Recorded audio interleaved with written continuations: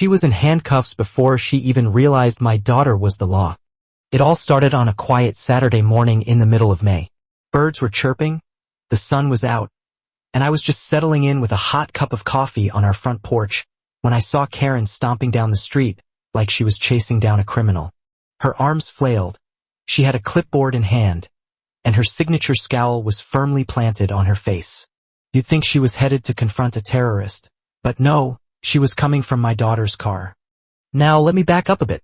We live in a well-maintained neighborhood with a homeowners association that's, let's say, overly enthusiastic. Karen, our self-appointed queen of the HOA, has made it her life's mission to control every blade of grass, every shade of curtain, and every vehicle parked on private property. And when my daughter Leah moved back in for a few months while her new home was being renovated, Karen seemed to take personal offense. Leah is 28 years old, sharp as a tack, and has been a sheriff's deputy for nearly 6 years. She's used to dealing with criminals, high-pressure situations, and drunk guys trying to talk their way out of speeding tickets. But nothing could have prepared her for Karen. Leah had just pulled up in her patrol SUV the night before, still in uniform, and parked in our driveway like she always did. We have a wide driveway, fits 3 cars side by side, plenty of space. The next morning, she slept in after working a double shift. That's when Karen struck.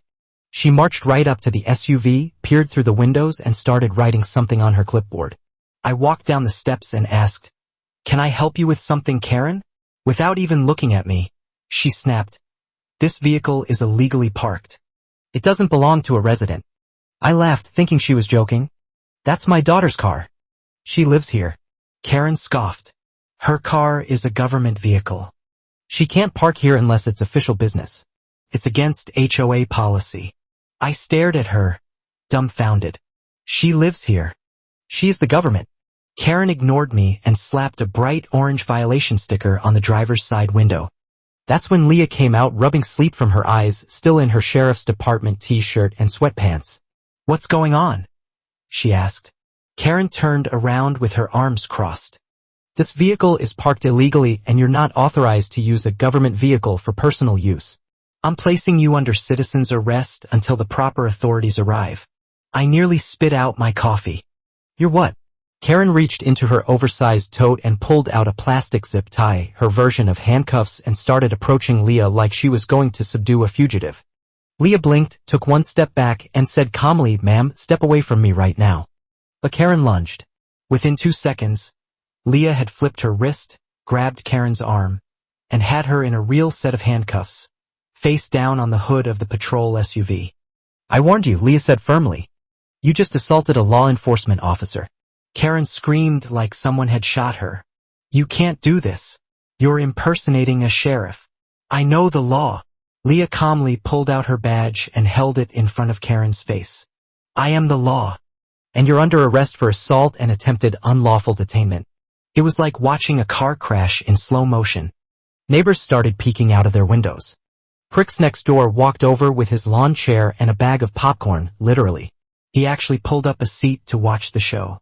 I stood there in disbelief as Karen continued shrieking and flailing, only making things worse for herself.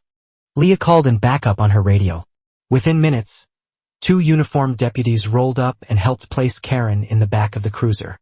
Now, here's the part that really got me. Even after being shown Leah's ID, badge, and credentials, Karen still claimed my daughter was impersonating an officer. She insisted she was running a sting operation to expose fake cops living in the neighborhood.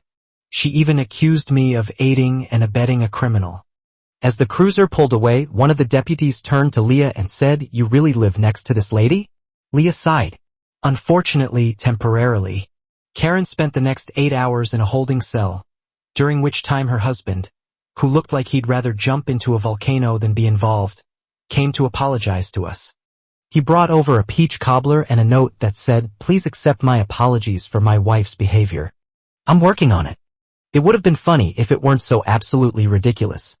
When Karen was released, she came back to the neighborhood like nothing had happened. But instead of retreating quietly, she doubled down.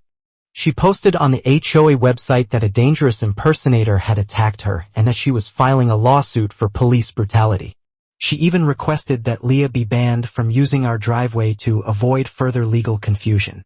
What followed was a neighborhood meeting from hell. Karen called an emergency HOA meeting at the clubhouse and insisted everyone attend. When we got there, she had slides, handouts, and a printed stack of neighborhood regulations she claimed we had violated. The catch?